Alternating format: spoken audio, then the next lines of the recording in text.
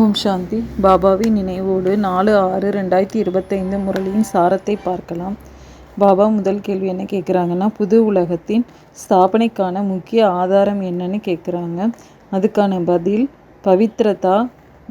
பவித்ரதாங்கிறாங்க பாபா. பாபா எப்போது பிரம்மாவின் உடலில் பிரவேசமாகி புது உலக ஸ்தாபனை செய்கிறாரோ அப்போது நீங்கள் உங்களுக்குள் சகோதர சகோதரிகள் ஆகிவிடுறீங்க. ஆண் பெண் என்ற உணர்வு விடுபட்டு போய்விடுகிறது. இந்த கடைசி பிறவியில் பவித்திரம் ஆவீர்களானால் பவித்திர உலகின் மாலிக் ஆகிவிடுறீங்க. நீங்கள் தனக்குத்தானே உறுதி எடுத்து கொள்றீங்க, நாங்கள் சகோதர சகோதரி ஆகியிருப்போம் என்று. விகாரத்தின் திருஷ்டி வைக்க மாட்டோம். ஒருவர் மற்றவரை கவனப்படுத்தி, அதாவது எச்சரிக்கை செய்து முன்னேற்றத்தை அடைவோம் என்று அப்படின்னு பாபா புது உலகத்தின் ஸ்தாபனைக்கான முக்கிய ஆதாரத்தை பற்றி சொல்லியிருக்காங்க. நெக்ஸ்ட்டு இரவு பகலுக்கான வேறுபாடு எது என பாபா கேட்குறாங்க. அதுக்கான பதில், பிராமணர்கள் தான் சுயதர்ஷன சக்கரதாரி ஆகிறாங்க. தேவதைகள் யாரும் சுயதர்ஷன சக்கரதாரின்னு சொல்லிக்கொள்ள முடியாது. எவ்வளவு இரவு பகலுக்கான வேறுபாடாக இருக்குது.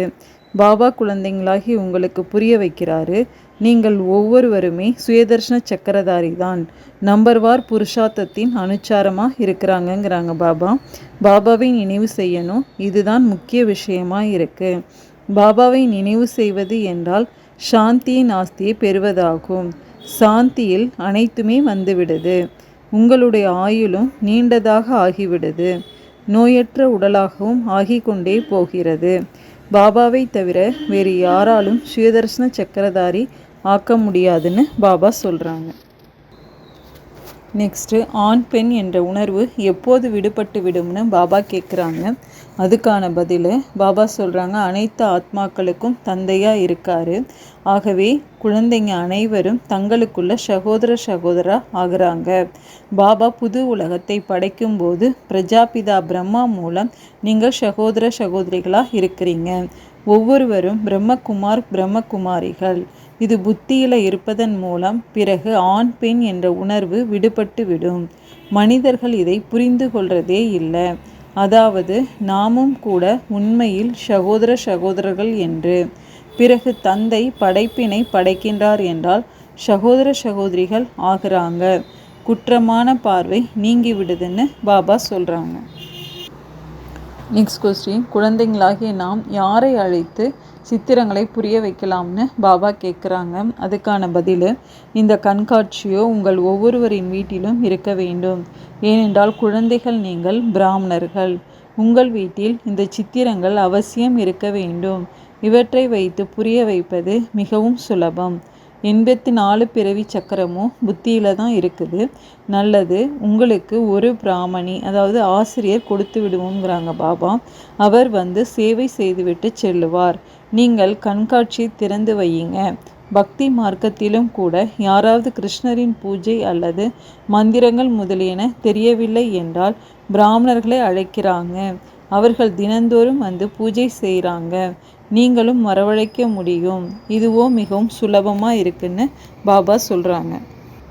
நெக்ஸ்ட் கொஸ்டின், பிரம்மகுமார் குமாரிகள் என்ன உறுதிமொழி எடுத்துக்கொள்கிறாங்கன்னு பாபா கேட்குறாங்க.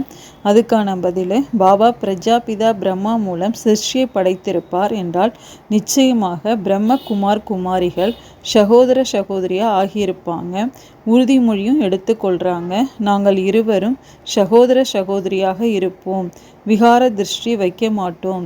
ஒருவர் மற்றவரை கவனப்படுத்தி எச்சரித்து முன்னேற்றம் அடைவோம் என்று. முக்கியமானது நினைவின் யாத்திரைன்னு பாபா சொல்கிறாங்க. நெக்ஸ்ட் கொஸ்டின், விஞ்ஞானிகளுடைய பலம் எது, நம்முடைய பலம் எதுன்னு பாபா கேட்குறாங்க. அதுக்கான ஆன்சரு, அந்த மனிதர்கள் விஞ்ஞானத்தின் சக்தியினால் எவ்வளவு உயரத்தில் செல்வதற்காக முயற்சி செய்கிறாங்க அப்படிங்கிறாங்க பாபா. ஆனால் மேலே எந்த ஒரு உலகமும் கிடையாது. இது விஞ்ஞானத்தின் அதிகபட்சத்தில் செல்வதுங்கிறாங்க. இப்போது நீங்கள் அமைதியின் எல்லைக்கு செல்றீங்க. ஸ்ரீமத் படி அவர்களுடையது சயின்ஸு, உங்களுடையது சைலன்ஸுங்கிறாங்க பாபா. குழந்தைங்க இதை நம்ம தெரிஞ்சிருக்கிறோன்னு சொல்கிறாங்க.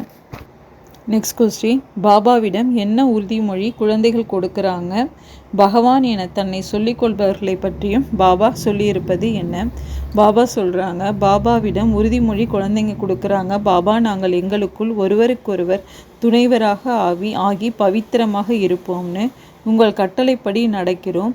பெரிய விஷயம் ஒன்றுமில்லைன்னு சொல்கிறாங்க. இப்போது இது கடைசி பிறவியாக இருக்குது. இந்த மரண உலகம் அழிந்துவிட போகிறது. இப்போது நீங்கள் புத்திசாலிகளாக ஆகியிருக்கிறீங்க. யாராவது தன்னை பகவான் என சொல்லி கொள்ளுவாங்க. பிறகு அவர்களே பகவானோ அனைவருக்கும் சத்கதி அளிப்பவர் என்பாங்க. இவர் பிறகு தன்னை எப்படி பகவான்னு சொல்ல முடியும்னு பாபா கேட்குறாங்க. ஆனால் இது ட்ராமாவின் விளையாட்டுன்னு புரிந்து கொண்டிருக்கிறாங்கன்னு பாபா சொல்கிறாங்க. நெக்ஸ்ட் கொஸ்டின், எதை போன்ற மகா புண்ணியம் எதுவும் கிடையாதுன்னு பாபா கேட்குறாங்க. அதுக்கான பதில், பாபா குழந்தைங்களாகி உங்களை சுயதர்ஷன சக்கரதாரி ஆக்கி கொண்டிருக்கிறார். பாபா சொல்கிறாரு, இப்போது சேவையில் ஈடுபடுங்க. ஒவ்வொரு வீட்டிலும் கண்காட்சியை திறந்து வைங்க. இதை போன்ற மகா புண்ணியம் எதுவுமே கிடையாது. யாருக்காவது பாபாவை அடைய வழி சொல்வது போன்ற தானம் எதுவும் கிடையாதுன்னு பாபா சொல்கிறாங்க. நெக்ஸ்ட்டு, 2 யாத்திரைகள் பற்றி பாபா கூறியிருப்பது என்ன? பாபா சொல்கிறாங்க, பாபாவும் வழிகாட்டியாக இருக்கிறாரு. ஆத்மாக்கள் அனைவரையும் அழைத்து செல்கிறாரு. இவர் ஆன்மீக வழிகாட்டி.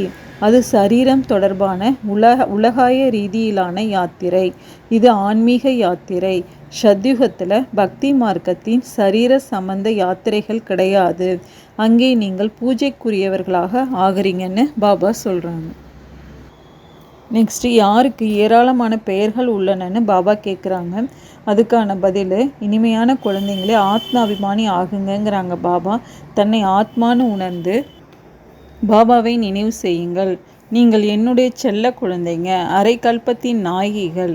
நீங்கள் ஒருவருக்கு தான் ஏராளமான பெயர்கள் வைத்திருக்கிறாங்க அப்படிங்கிறாங்க பாபா. எவ்வளவு பெயர்கள், எத்தனை கோவில்கள் கட்டுறாங்க.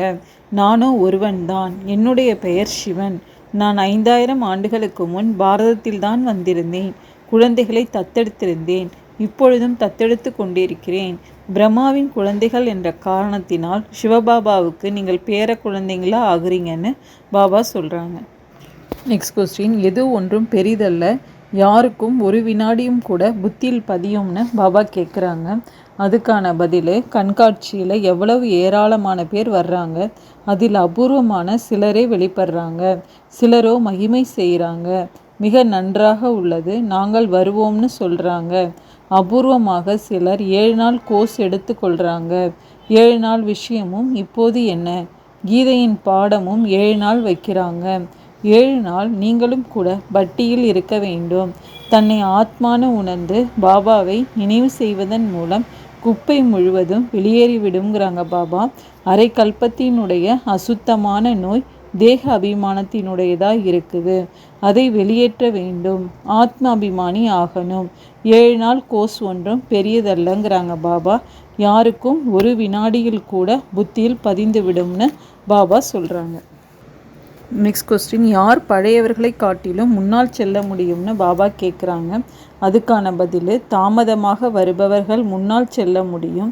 அவர்கள் சொல்லுவார்கள், நாங்கள் போட்டி போட்டு தீவிர முயற்சி செய்து பாபாவிடம் ஆஸ்தி பெற்றே தீருவோம். அநேகரோ பழையவர்களை விடவும் முன்னேறி சென்று விடுறாங்கங்கிறாங்க பாபா. ஏனென்றால் நல்ல நல்ல பாயிண்ட்டுகள் தயாராக கிடைக்குதுன்னு பாபா சொல்கிறாங்க. நெக்ஸ்ட்டு, எதன் அர்த்தம் மிகவும் யுக்தியுடன் புரிய வைக்கப்படுதுன்னு பாபா கேட்குறாங்க. அதுக்கான பதில், கண்காட்சி முதலியவற்றை புரிய வைக்கிறதுல எவ்வளோ சுலபமாக இருக்குது. தான் புரிய வைக்க முடியவில்லை என்றால் சகோதரியை அழைக்கணுங்கிறாங்க பாபா. தினம் ஞானம் கற்பித்து செல்லுங்கள்னு சொல்லணும். 5000 ஆண்டுகளுக்கு முன் இந்த லக்ஷ்மி நாராயணனின் ராஜ்யம் இருந்தது. அது 1250 ஆண்டுகள் நடந்தது. எவ்வளவு சிறிய கதை. நாம் தான் தேவதையாக இருந்தோம். பிறகு நாம் தான் சத்திரிய வைஷ்ய சூத்திரர் ஆனோம். நாம் ஆத்மா பிராமணர் ஆனோம். ஹம்சோ என்பதன் அர்த்தம் எவ்வளவு யுக்தியுடன் புரிய வைக்கப்படுதுங்கிறாங்க பாபா. விராட ரூபமும் உள்ளது. ஆனால் அதில் பிராமணர்களையும் சிவபாபாவையும் மறைத்து விட்டார்கள். அர்த்தம் எதையுமே புரிந்து கொள்ளவில்லைன்னு பாபா சொல்கிறாங்க. நெக்ஸ்ட் கொஸ்டின், நாம் விகர்மாஜித் ஆக வேண்டும் என்றால் எதை முடித்து விட வேண்டும்னு பாபா கேட்குறாங்க.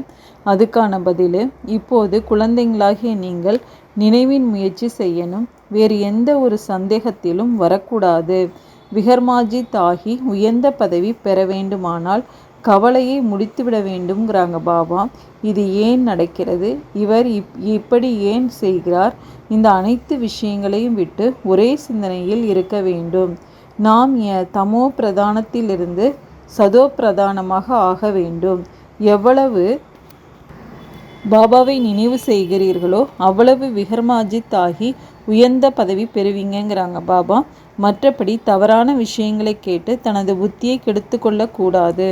அனைத்து விஷயங்களிலும் ஒரு விஷயம் முக்கியமானது, அதை மறக்காதீர்கள்ங்கிறாங்க பாபா. யாருடனும் நேரத்தை வீணடிக்காதீங்க. உங்கள் நேரம் மிகவும் மதிப்பு வாய்ந்தது. புயல்களை கண்டு பயப்படக்கூடாது. அதிக கஷ்டங்கள் வரும், நஷ்டம் ஏற்படும். ஆனால் பாபாவின் நினைவை ஒருபொழுதும் மறக்கக்கூடாது. நினைவின் மூலம்தான் பாவனம் ஆக முடியும். முயற்சி செய்து உயர்ந்த பதவி பெறணும்னு பாபா சொல்கிறாங்க. நெக்ஸ்ட்டு, நாம் எந்த நிலையை அடைந்தால் மாயா பக்தை ஆகிவிடும்னு பாபா கேட்குறாங்க.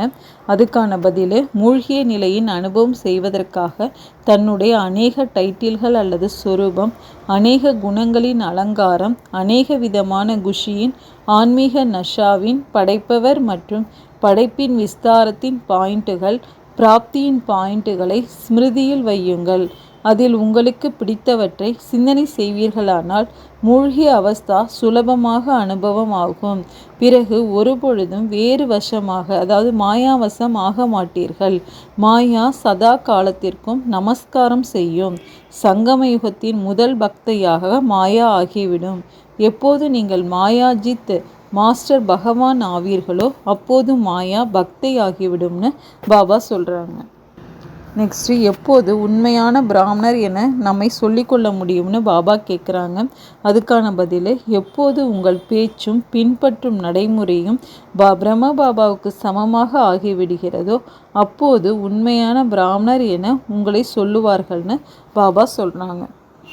நெக்ஸ்ட் கொஸ்டின், எப்போது ஒவ்வொரு ஆத்மாவும் கடின முயற்சி இல்லாமல் ஆன்மீக ஸ்வரூபத்தை பார்க்க முடியும்னு பாபா கேட்குறாங்க.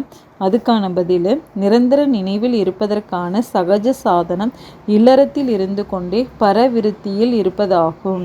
பரவிருத்தி என்றால் ஆத்மீக ஸ்வரூபம். அந்த மாதிரி ஆத்மீக ரூபத்தில் இருப்பவர்கள் சதா விலகியும் பாபாவுக்கு அன்பானவராகவும் இருப்பார்.